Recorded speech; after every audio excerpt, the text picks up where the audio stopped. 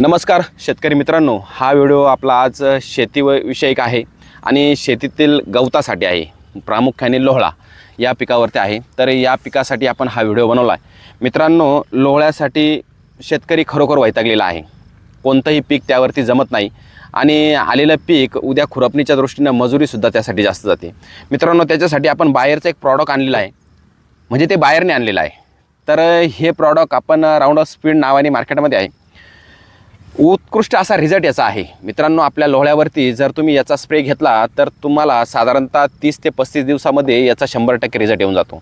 मित्रांनो, हे स्प्रे घ्यायच्या अगोदर आपल्याला जमिनीमध्ये 80% ओल पाहिजे.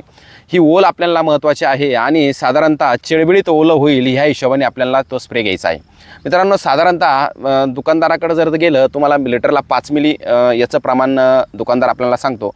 साधारणतः 8 ते 9-10 मिलीपर्यंत आपण याचं प्रमाण घेऊ शकता जर लोहळा जास्त असेल तर.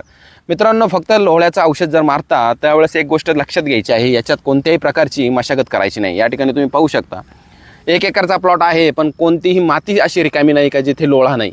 एवढा भयंकर अशी परिस्थिती आहे. तर मित्रांनो, याच्यासाठी काय करायचं आहे, आपल्याला साधारणतः 2 महिने याच्यामध्ये कोणत्याही प्रकारची मशागत करायची नाही.